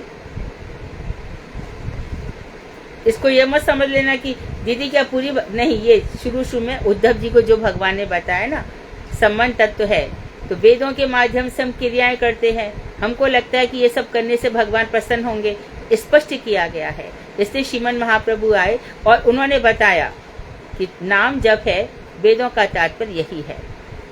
तो यदि महाप्रभु नहीं आते तो बड़ा डिफिकल्ट हो जाता और अर्थ के अनर्थ हो रहे थे। यदि हमारे भारतीय लोग आलसी नहीं होते तो ईस्ट इंडिया कंपनी इस प्रकार से हमारे ऊपर राज्य कर लेती। यदि हम लोभी नहीं होते तो मुसलमानों के थोड़े बहुत पैसे में हम बिक जाते। इसलिए ब्रह्म वाक्यों को जानना बहुत जरूरी है। तो यहाँ पर थोड़ी सी झलक दी गई है और 2-4 श्लोकों में कह करके श्री भक्ति विनोद ठाकुर फिर दूसरा तत्व उठाएंगे। तो आप लोग घबराना मत कि दीदी क्या है ये, बल्कि तो आप ये समझना कि श्रीमद् भागवत का जो मूल तात्पर्य वो हम समझ रहे हैं। वांछा कल्पतरु वैश्य कृपा सिंधु वेवचा पतिता नाम पावनेभ्यो वैष्णवेभ्यो नमो नमः। हरे कृष्णा दीदी, दंडवत प्रणाम। हाँ दीदी, थोड़ा सा ये जो 33वां श्लोक है, शब्द ब्रह्म रूप वेद प्राण इंद्रिय और मनोमय होते हुए भी समुद्र की भांति अनंत पार हाँ, गंभीर। तो वो कह रहे हैं कि वेद के जो तात्पर्य हैं, वेद वाक्य, ये शब्द ब्रह्म है और ये प्राण में होते हुए भी, अर्थात हमारे प्राण हैं, इनमें भी प्राण है। मनोमय अर्थात प्राणों की भी बात करते हैं, मन की भी बात करते हैं, सब कुछ होते हुए भी इंद्रियों के विषय में बात करते हुए भी ये सबसे परे है।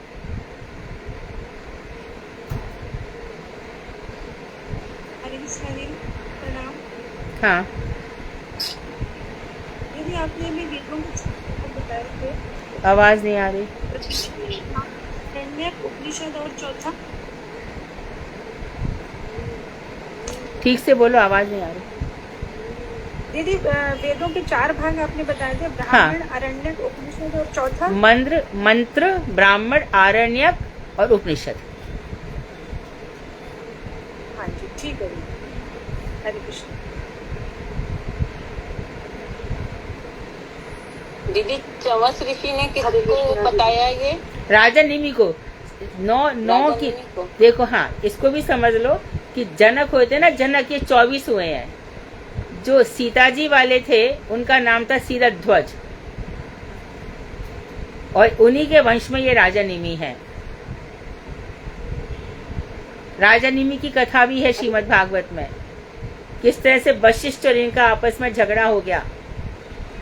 राजा निमि की कथा भी हम एक दिन कराएंगे, एक प्रसंग करके चलेगा तब। तो उनको बता रहे हैं तो जितने भी जनक हैं ये सब विधेय हैं, अर्थात देह में रहित, देह से रहित होते भी। क्या है भाई? पार्सल है, सामान लेके आए। अच्छा, एक मिनट।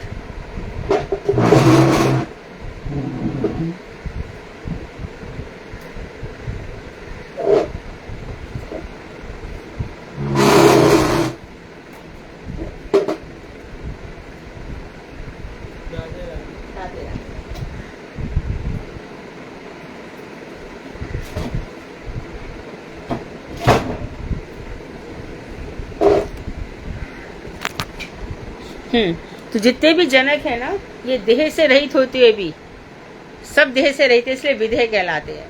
ये लोग ज्ञान में बहुत ऊंचे पहुंचे हुए हैं।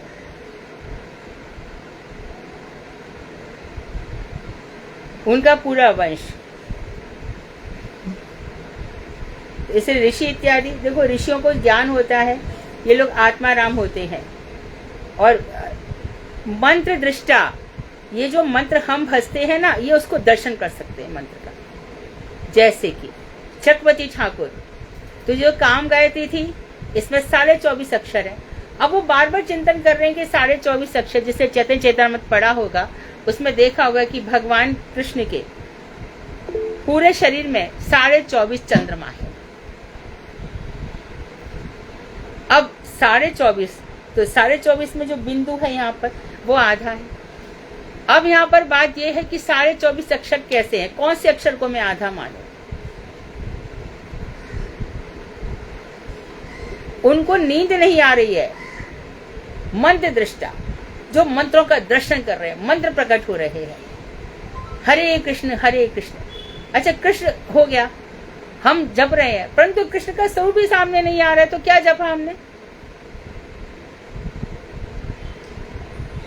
हरे राम, राधा जी का दर्शन नहीं हो रहा, तो हरे राम बोल के मतलब क्या है?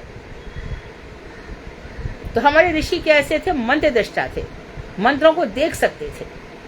तो मंत्रों को देख सके, मंत्रों को सुन सके, तब मंत्र सिद्धि होती है। तो सुनाई तो वो पड़ता है, क्या है ना, संसार के जितने भी प्रपंच है वो सब खूब सुनाई पड़ते हैं।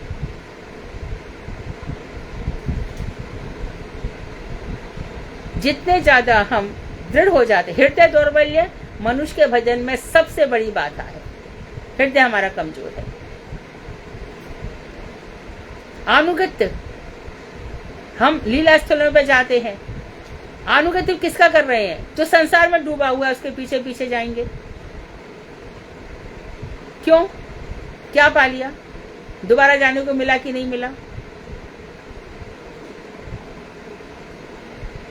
अनुगत्य भी किसका करें? वहां जाए, बैठे, कथा सुने, और कथा भी उससे सुने जो अनुभवी है, रियलाइज सोल है। बाकी औरों की कथा सुनने से हृदय में कुछ भी नहीं होगा, कोई परिवर्तन नहीं होगा। तो फिर ये बैठे रहे, तब इन्होंने कहा कि मैं जीऊंगा नहीं, मैं राधा कुंड में गिर जाऊंगा, मुझे मंत्र का दर्शन ही नहीं हो रहा। तब किशोरी जी आई स्वप्न में और कही, अरे विश्वनाथ, देखो वर्णागम स्वत ग्रंथ निकालो, उसमें 24.5 अक्षर बताए गए हैं, कहाँ पर क्या है। देखो बी के पहले जो या है उसको आधा माना जाएगा। आप लोग मंत्र जाप करते सब विचार आते हैं मन में,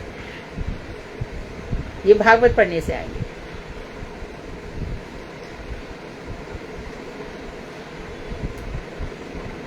हाँ ठीक है, और प्रश्न? हरे कृष्णा दीदी, धन्यवाद, प्रणाम।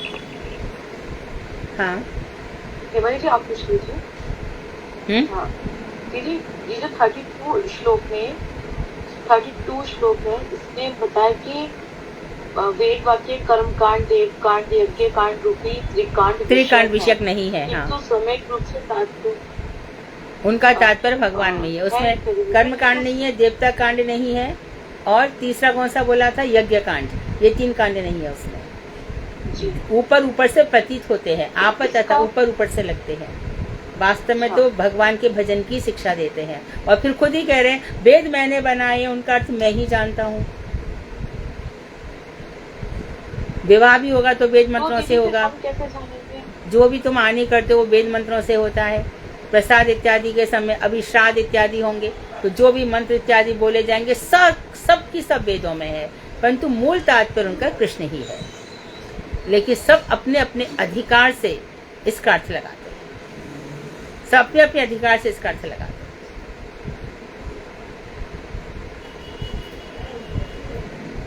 तो इसका सही अर्थ कैसे हमें ज्ञात होगा दीदी? भगवान ने कह दिया, अनंत पार है, समुद्र के समान, मैं ही जानता हूँ, कोई और नहीं जानता। गायत्री की महिमा है, लोग कहेंगे सूर्य को नमस्कार है, हमारे यहाँ पर कहेंगे नहीं, सवितु वरेण्यम, जो सूर्य के द्वारा भी वरेण्य है, श्री राधा जी के इसमें उपासना है। हमारे यहाँ पर कहेंगे जी उपपति, जारपति, भगवान श्री कृष्ण से गोपियों का उपपति भाव है।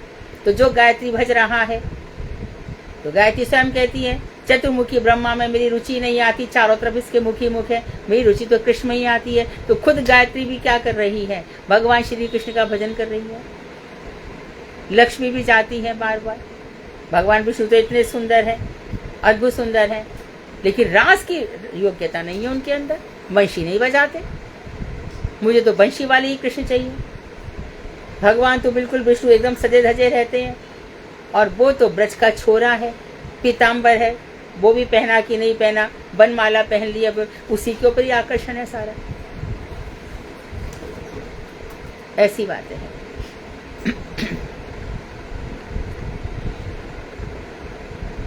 वेदों में अग्नि का मंत्र है, ओम अग्नि मिले पुरोहितम यज्ञस्य देवम ऋत्विजम होतारम रत्न धातुमम, ऐसे से वर्णन किया जाएगा।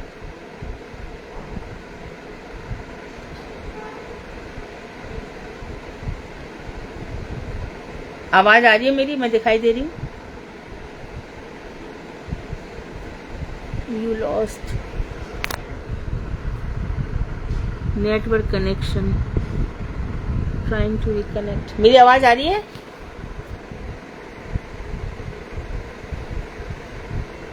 मेरी आवाज आ रही है? हरे कृष्णा।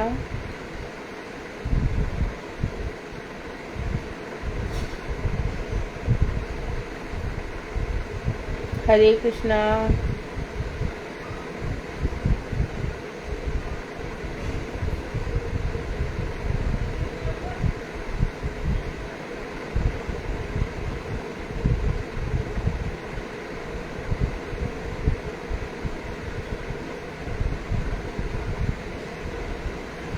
अभी दिख रही हूँ मैं? वही मैं बोल रही हूँ, वो डायरेक्ट होता है, अपरोक्षवाद को इनडायरेक्ट बोलते हैं, इनडायरेक्टली बताना। अभी मैं दिख रही, अभी मैं दिख रही हूँ कि परोक्षवाद का मतलब अप्रत्यक्ष, परोक्षवाद का मतलब अप्रत्यक्ष, इंग्लिश में बोले तो इनडायरेक्ट। अभी मैं दिखाई दे रही हूँ? अच्छा अच्छा। मेरी आवाज आ रही है? हरे हरे, मेरी आवाज आ रही है कि नहीं? हेलो,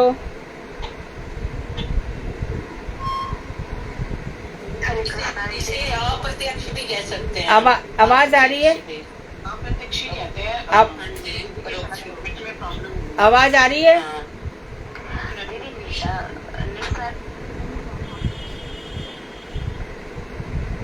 हरे कृष्णा।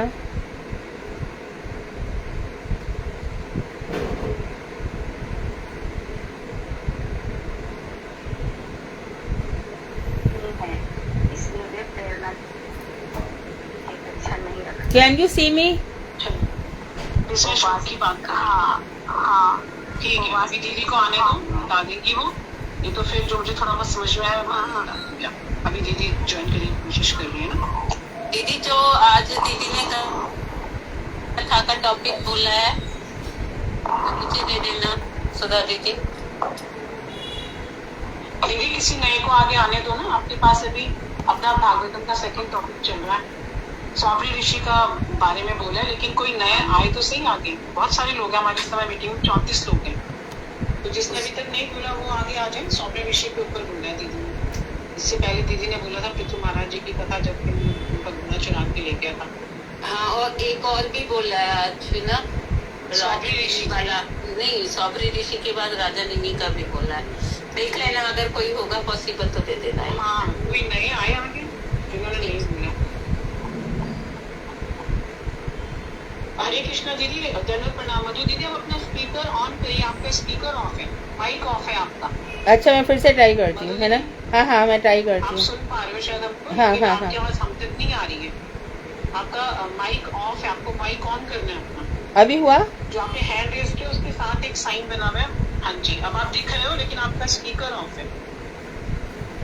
जो माइक का साइन बना है दीदी, उसको आप टच करोगे तो वो ऑन हो जाएगा। अभी हुआ? अभी आपका माइक ऑफ है।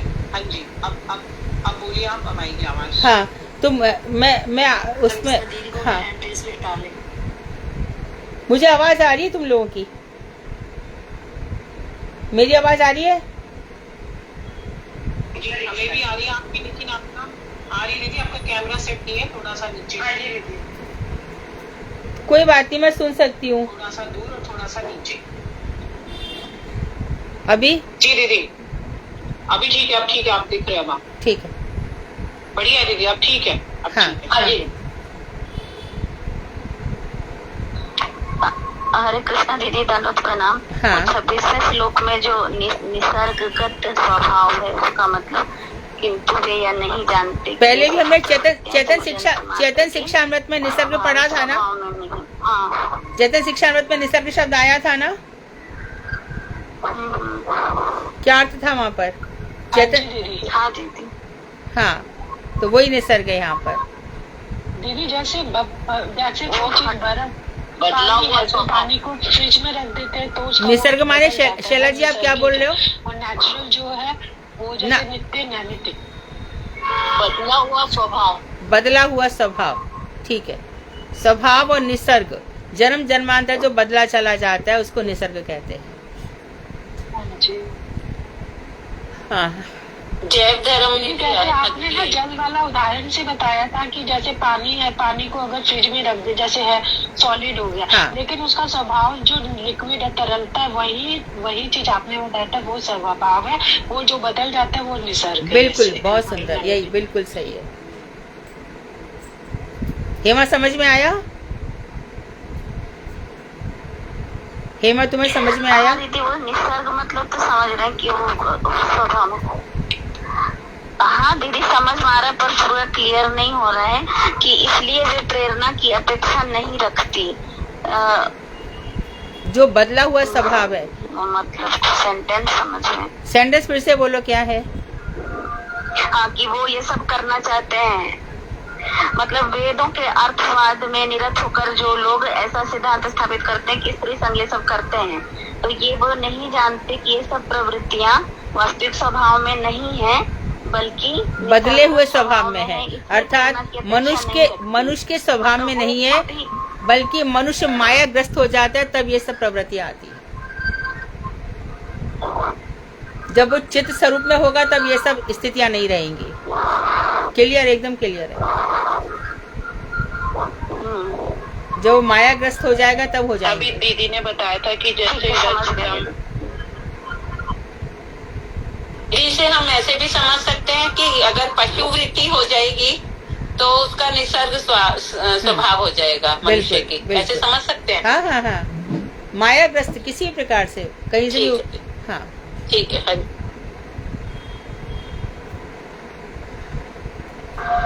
सुधा, आज कौन बोल रहा है? हाँ हाँ, सुधा, आज कौन बोल रहा है? सुधा, भारती दीदी है दीदी आज। भारती बोलो। भारती दीदी बोलेंगी दीदी आज। भारती, कहाँ हो तुम? हरे कृष्णा दीदी, दंडवत प्रणाम। हाँ, दंडवत। हाँ जी, आवाज आ रही दीदी? हाँ हाँ हाँ जी। ओम नमो विष्णुपादाय विदुषे करुणात्मने श्रीमते भक्ति वेदांत तीर्थ गोस्वामी तिनामिने श्री वामन नारायण कृपा धन्य महात्मने रूपानुकुलोत्तमसा गुरुदेवाय ते नमः। मैं श्री गुरुदेव के चरणों में कोटि दंडवत प्रणाम करती हूँ। सुश्री डॉक्टर मधु खंडेलवाल दीदी के चरणों में सप्रेम दंडवत प्रणाम करते हैं। श्रीमद् भागवतम स्कंद 6 अध्याय 7। बृहस्पति के द्वारा देवताओं का त्याग और एक सेकंड भारती, जिनके पास भी भागवत है, जिनके पास भी भागवत अपना अपना खोल करके बैठो। अपना भागवत खोलो, 6 स्कंध अध्याय 7। कृष्णा देवी दंडवत प्रणाम। प्रथम खंड में है। क्या प्रथम खंड में है? कौन सी खंड है? दूसरे खंड में है। दूसरे खंड में। हाँ, दूसरा खंड 5 से 9 जो है ना, अध्याय 7। तुम्हारे पास जो दूसरी पुस्तक है ना 5 से 9, उसमें 6वां स्कंद खोलो। एक बार टॉपिक और बोल दीजिए प्लीज। टॉपिक बोलो भारती।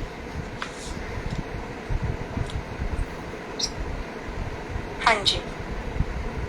एक समय देवराज टॉपिक। इंद्र सभा मंडप भारती में टॉपिक बोल दो। अपनी पत्नी शची के साथ सिंहासन पर विराजमान थे। टॉपिक बोल दो भारती। बृहस्पति के द्वारा देवताओं का त्याग। ठीक है, अब बोलो। बृहस्पति के द्वारा देवताओं का त्याग और विश्व रूप का देव गुरु के रूप में वर्ण।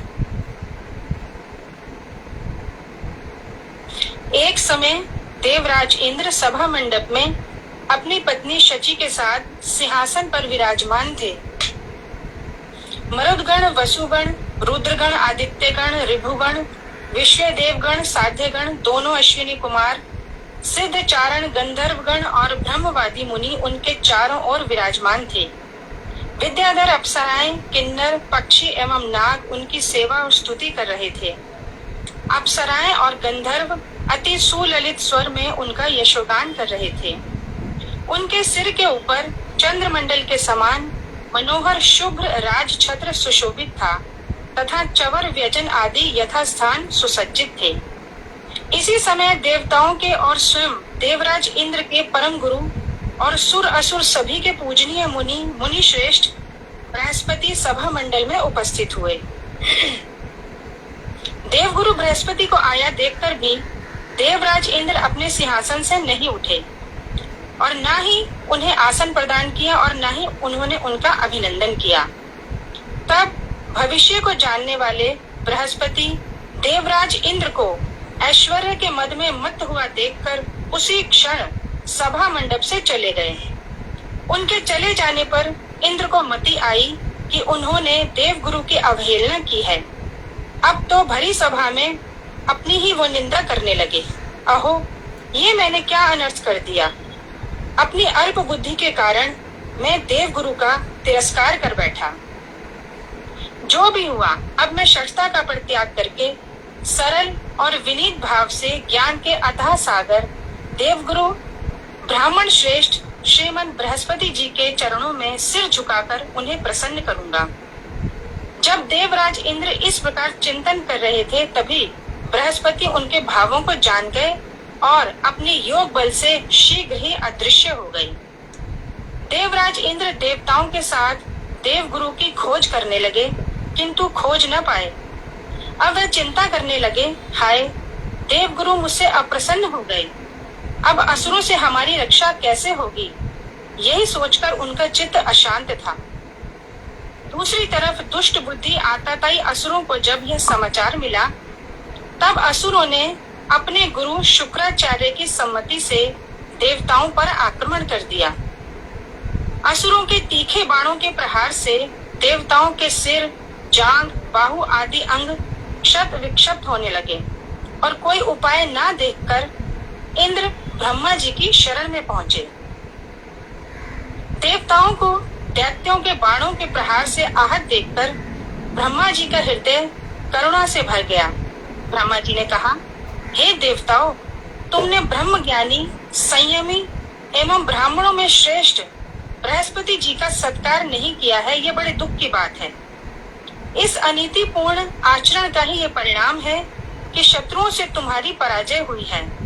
हे इंद्र, तुमसे पहले एक बार दैत्यों ने भी अपने गुरु भृगु शिष्य शुक्राचार्य का इसी प्रकार तिरस्कार किया था, जिससे उनका बल क्षीण हो गया था। तब उन्होंने श्रद्धा पूर्वक गुरु की आराधना कर उन्हें पुनः प्रसन्न करके पुनः बल प्राप्त किया था। गुरु का सम्मान और अपमान ही जगत में संपद और विपद का कारण है। इस समय तुम लोग एक कार्य करो, शीघ्र ही त्वष्टा के पुत्र विश्वरूप के पास जाकर उनकी गुरु रूप में सेवा करो। वे तपस्वी, आत्मज्ञानी और संयमी ब्राह्मण हैं। तुम्हारे सत्कार और पूजा से संतुष्ट होने पर वे तुम्हारे मनोरथ को पूर्ण कर देंगे। पर उनमें एक दोष है कि वे असुरों के पक्षपाती हैं, परंतु तुम इस पर ध्यान न देकर असुरों के प्रति उनके झुकाव को स्वीकार कर लेना। तब देवता त्वष्टा पुत्र विश्वरूप ऋषि के पास गए। देवताओं ने कहा, हे प्रिय विश्वरूप, तुम्हारा मंगल हो। हम सभी देवतागण अतिथि रूप में तुम्हारे आश्रय में आए हैं। हम तुम्हारे पिता तुल्य हैं, अतः तुम हमारी अभिलाषा पूर्ण करो। हे वत्स, हम लोग शत्रुओं से हार जाने के कारण बड़े दुखी हैं। शत्रु से पराभव रूपी हमारे दुख को तुम अपने तपोबल से दूर कर दो। तुम ब्रह्मनिष्ठ ब्रह्मज्ञानी ब्राह्मण हो, अतः वर्ण मात्र से ही तुम सभी के गुरु हो। हम तुम्हें अपने आचार्य के रूप में वर्ण करते हैं। यहाँ शुकदेव गोस्वामी कह रहे हैं, हे परीक्षित, जब देवताओं ने इस प्रकार महातपस्वी विश्व रूप से पुरोहित बनने की प्रार्थना की तो वे देवताओं से प्रसन्न हो गए। देवताओं की बात सुनकर विश्व रूप ने कहा कि पुरोहित कर्म से पूर्व सिद्ध ब्रह्म तेज का क्षय होता है, परंतु मेरे जैसे व्यक्ति को आप जैसे लोकपालों की प्रार्थना को अस्वीकार नहीं करना चाहिए। अब आप ही बताइए कि मैं इस प्रकार के पौरोहित्य को कैसे स्वीकार करूं? तथापि आप सब मेरे गुरुजन हैं। मैं अपना धन एवं जीवन अर्पण करके भी आपकी अभिलाषा को पूर्ण करूंगा। देवताओं से इस प्रकार प्रतिज्ञा करके वे उनके द्वारा पुरोहित रूप में वर्ण कर लिए जाने पर परम उत्साह एवं लगन से उनके लिए पौरोहित्य कर्म करने लगे। वैसे तो शुक्राचार्य ने अपनी विद्या से असुरों की श्री संपत्ति को सुरक्षित कर दिया था, फिर भी अत्यंत तेजस्वी विश्व रूप ने नारायण कवच विद्या से दैत्यों की संपत्ति छीनकर इंद्र को प्रदान कर दी। अध्याय 8 विश्वरूप द्वारा इंद्र को नारायण कवच का उपदेश। 1 मिनट है ना। परीक्षित भारती श्री सुखदेव गोस्वामी से नारायण कवच। तो भारती जो पढ़ रही है, तो इसमें मुख्य बात यहाँ पर जितने भी गुरु पूर्णिमा इत्यादि में कथाएं सुनाई जाती हैं, तो उस समय बताया जाता है कि गुरु का अपमान नहीं करना चाहिए।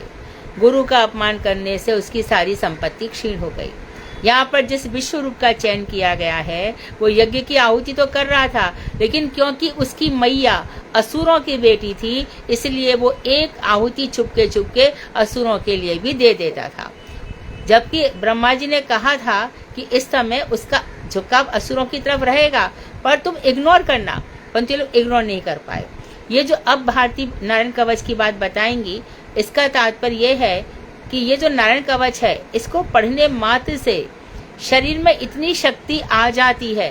तो इसमें एक प्रसंग भी आएगा भागवत में, शायद ये बताएंगी कि वहां पर यदि कोई नारायण कवच पड़ा हुआ बैठा है ना, तो उसको कोई हटा भी नहीं सकता, बल्कि उसके ऊपर से कोई जाएगा तो पार भी नहीं हो सकता।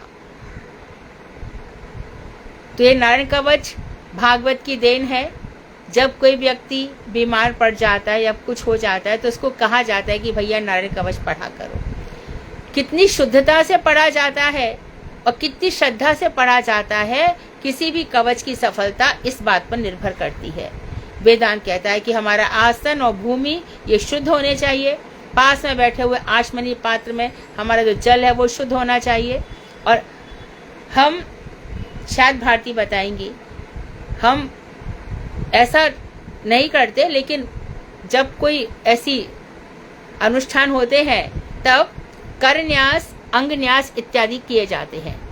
करन्यास थोड़ा सा समझ लीजिए कि जैसे कि अंगुष्ठाभ्याम नमः, ऐसे है ना, तर्जनीभ्याम नमः, फिर आगे फिर दूसरा मध्यम, मैं दिख रही हूँ ना, मध्यम जो मध्यम उंगली है, मध्यमाभ्याम नमः, अनामिकाभ्याम नमः, कनिष्ठकाभ्याम नमः, ऐसे करके ये करन्यास है।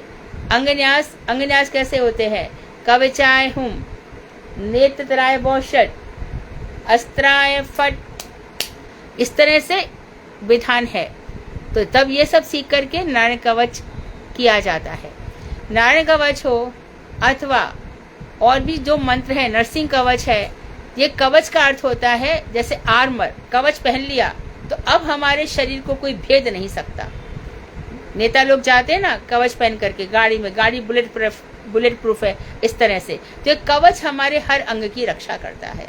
अब कितने सुंदर ढंग से भारती बताएंगी, हम सुनते हैं।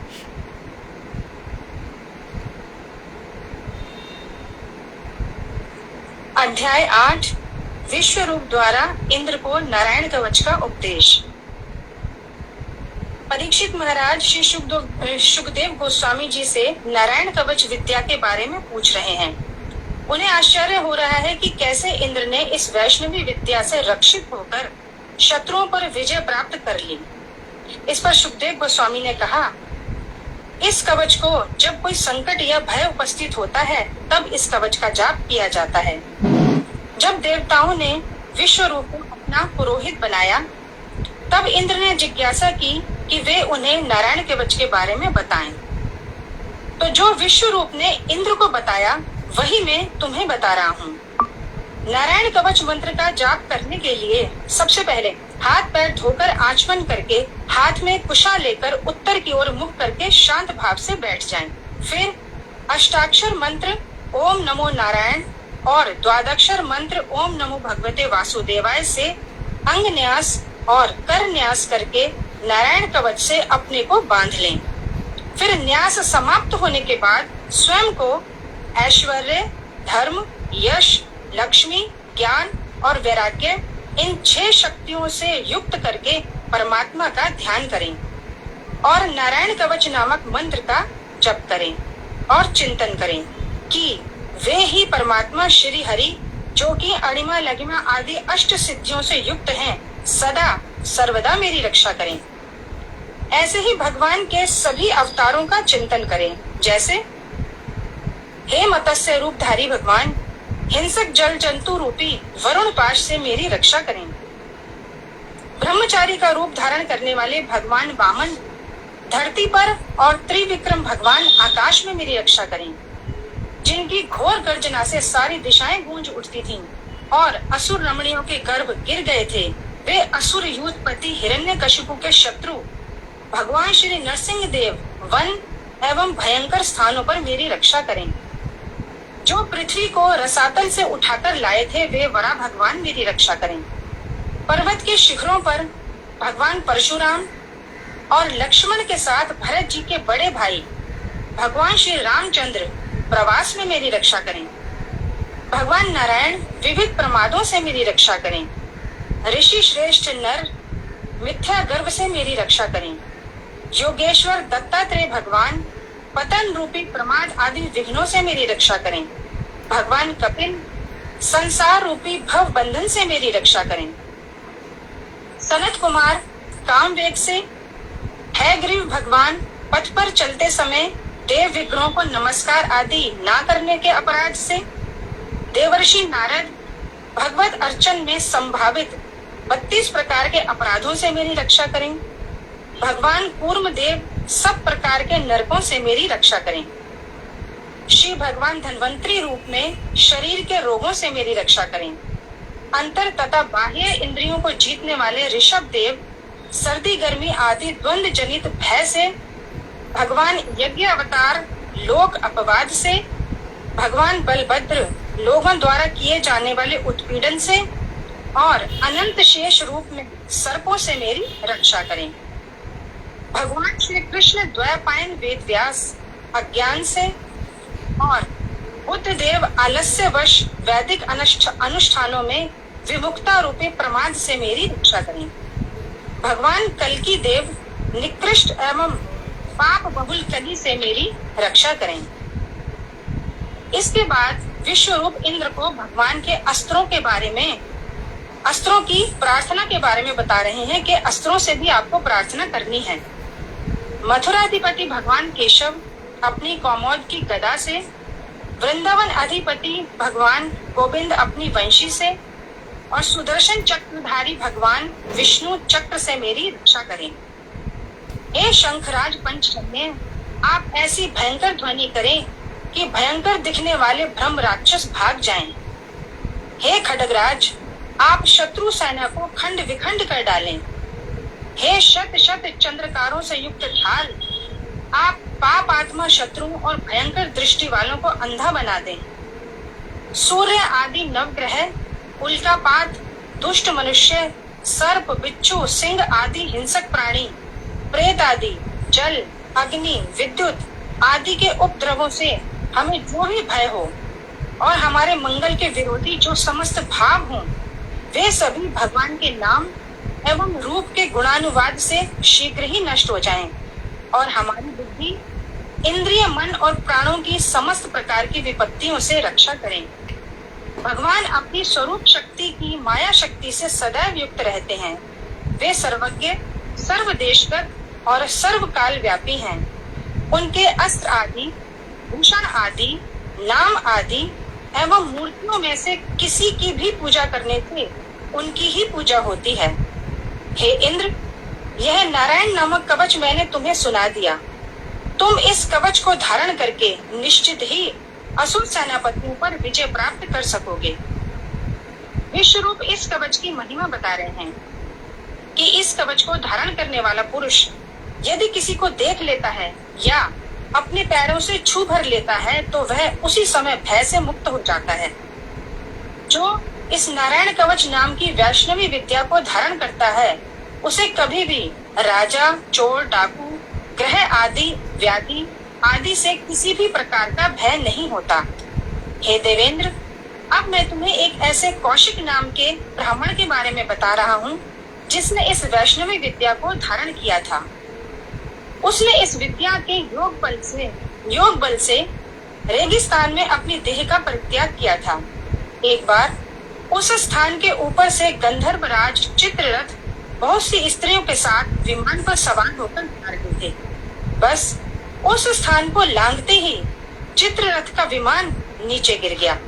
तब वाल्मीकि मुनि ने चित्ररथ को इस स्थान के बारे में बतलाया और कहा कि जब तक तुम इन ब्राह्मण की अस्थियों को नदी में प्रवाहित नहीं करोगे, तब तक उस स्थान से जा नहीं पाओगे। फिर चित्ररथ ने अस्थियों को सरस्वती नदी में प्रवाहित किया और तब वे वहां से जा पाए। तो ऐसा प्रभाव है नारायण कवच को धारण करने का। यहाँ श्री सुखदेव गोस्वामी इस नारायण कवच के प्रभाव का फल बता रहे हैं कि जो व्यक्ति भय उपस्थित होने पर इस नारायण कवच को सुनता है या श्रद्धा के साथ इसे धारण करता है, वह समस्त भयों से मुक्त हो जाता है और समस्त प्राणियों का पूज्य हो जाता है। इंद्र ने इसी विद्या को प्राप्त करके असुरों को पराजित किया और त्रिभुवन की संपत्ति का उपभोग किया। हरे कृष्ण।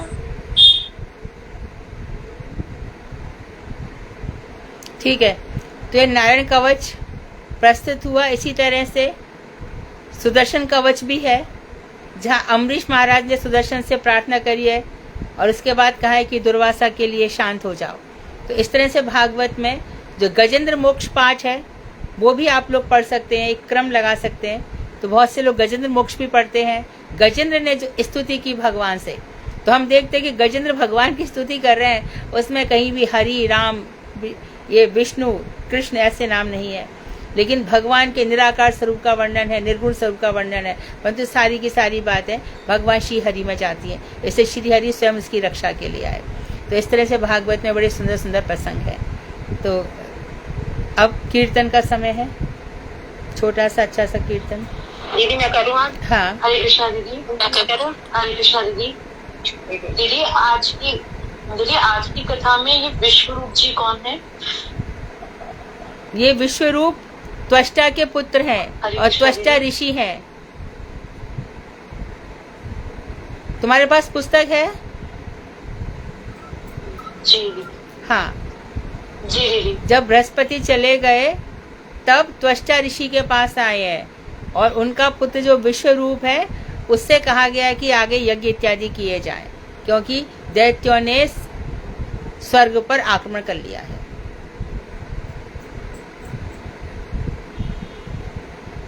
जी। कीर्तन। भारती दीदी आपका अभी पूरा हो गया है, अभी इसका कंटिन्यू होगा कल सेकंड पार्ट? नहीं, कल कंटिन्यू होगा सेकंड पार्ट। होगा तो मतलब कल का दिन आपका ना, तो फिर जो कल दीदी ने बोलना था वो फिर मंडे बोलेंगी। मतलब फ्राइडे के मंडे को। हरे कृष्णा दी दंडवत प्रणाम। भारती हरे कृष्ण दी दंडवत प्रणाम। मैं कीर्तन करूं? दीदी आज मैं करती हूँ दीदी। कौन कौन बोल रहा है? दीदी आज मैं विनीता। हाँ हाँ, गाओ विनीता। हाँ।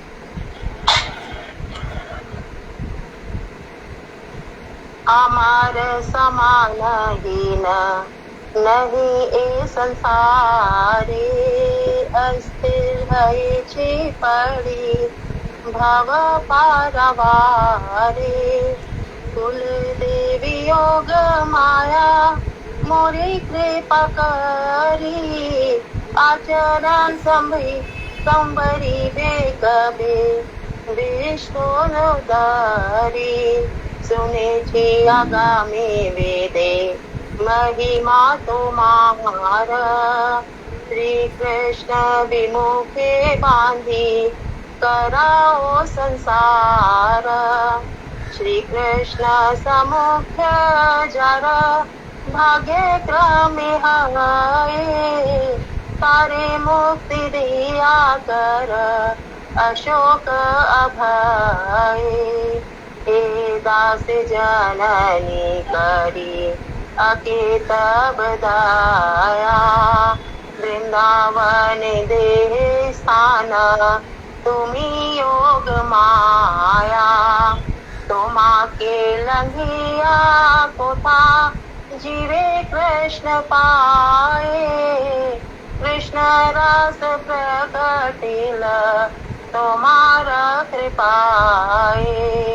तुम्ही कृष्ण अनुचरी जगत जननी, तुम्ही देखाइले मोरे कृष्ण चिंतामणि। निष्कपट है माता जाओ मोर पाने, वैष्णवे विश्वास प्रति अग प्रतिशाने। वैष्णव चरण बिना भव पारवारा, भगति विनोद नारी हई वारे पारा। जय योग माया जय योग माया, जय भक्ति विनोद ठाकुर भक्ति विनोद। हरे कृष्णा दीदी। हाँ, तो भक्ति विनोद ठाकुर ने योग माया देवी से प्रार्थना करी है और अपनी सिद्धि के लिए प्रार्थना करी है। तो नवरात्रि के इन दिनों में हमको प्रमुख रूप से इन योग माया से आराधना करनी चाहिए, उनसे प्रार्थना करनी चाहिए। तुम्हारे पास इसका अनुवाद है विनीता? दीदी है दीदी।